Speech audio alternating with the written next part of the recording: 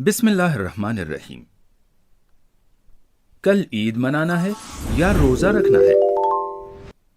ماہ رمضان کا 29واں دن گزر جانے کے بعد ہم اس سوال سے روبرو ہوتے ہیں۔ اس سوال کو بدل کر اس طرح پوچھنا بہتر ہے کہ کل ماہ شوال کا پہلا دن ہے یا نہیں۔ اسی مشکل کا اسلامی حل اس کلپ میں ہم پیش کرنے جا رہے ہیں۔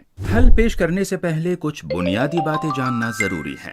دیکھیے، شریعت میں کچھ ذمہ داریاں مرجع تقلید کی ہیں اور کچھ ذمہ داریاں عوام کی ہیں۔ مثال کے طور پر، کیا شراب پینا حرام ہے؟ اس سوال کا شرعی جواب حاصل کر کے عوام کو بتانا مرجع تقلید کی ذمہ داری ہے، اور تمام مراجع کرام جواب میں فرماتے ہیں شراب پینا حرام ہے۔ اب اگلا سوال، کیا اس گلاس میں موجود چیز شراب ہے؟ اس کا جواب معلوم کرنا خود ہر شخص کی ذمہ داری ہے، مرجع تقلید کی نہیں۔ یعنی فتویٰ دینا مرجع تقلید کی ذمہ داری ہے، اور اس فتوے سے متعلق چیز یا موضوع کو معلوم کرنا خود شخص کی ذمہ داری ہے۔ سوال، نئے اسلامی مہینے کے آغاز کو معلوم کرنے کے طریقے کیا ہیں؟ اس سوال کا فتوے کی شکل میں جواب دینا مرجع تقلید کی ذمہ داری ہے، لیکن کیا کل نیا اسلامی مہینہ شروع ہوگا؟ یعنی کیا کل عید کا دن ہوگا؟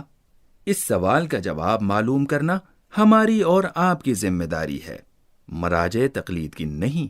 اب آئیں وہ طریقے دیکھتے ہیں جو مراجع تقلید نے نئے اسلامی مہینے کے آغاز کا پتہ لگانے کے لیے ہمیں بتائے ہیں۔ نمبر 1، انسان خود اپنی آنکھوں سے چاند دیکھ لے۔ نمبر 2، دو عادل مرد شرعی گواہی دیں کہ انہوں نے خود اس شہر میں چاند دیکھا ہے۔ نمبر 3، حاکم شرع یہ اعلان کرے کہ اس نے اگلے دن کو عید کا دن قرار دیا ہے۔ اگرچہ ایسا اعلان بہت کم پیش آتا ہے، لیکن اگر کیا گیا تو آیت اللہ سیستانی اور آیت اللہ وحید خراسانی حفظہم اللہ کی تقلید کرنے والوں کے علاوہ سبھی پر نافذ ہوگا۔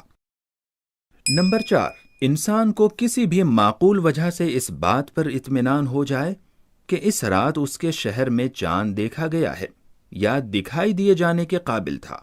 اطمینان حاصل کرنے کے بہت سے طریقے ہیں، ان میں سے کچھ یہ ہیں۔ 1، معاشرے میں عام طور پر یہ مانا جا رہا ہو کہ چاند دیکھا گیا ہے اور شخص کو اس وجہ سے اطمینان ہو جائے۔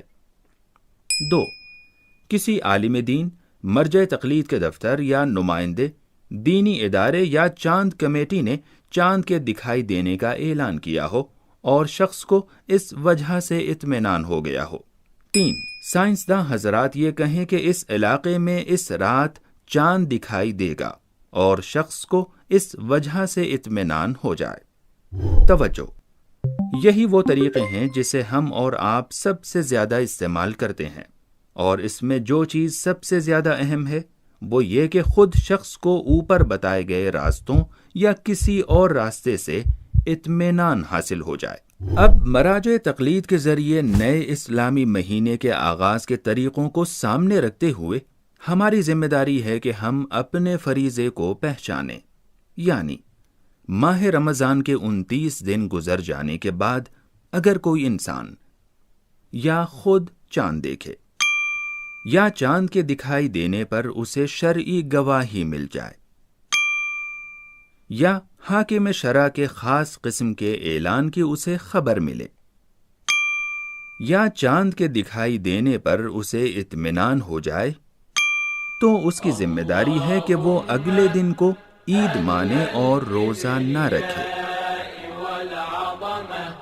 اور اگر ایسا نہ ہو سکے، یعنی وہ نہ خود چاند دیکھ سکے یا چاند کے دکھائی دینے پر اسے شرعی گواہی نہ مل سکے، یا حاکم شرع کے خاص قسم کے اعلان کی اسے خبر نہ ملے، اور نہ اسے چاند کے دکھائی دینے پر اطمینان حاصل ہو سکے، تو اس کی ذمہ داری ہے کہ وہ اگلے دن کو ماہ رمضان کا 30واں دن مانے اور روزہ رکھے۔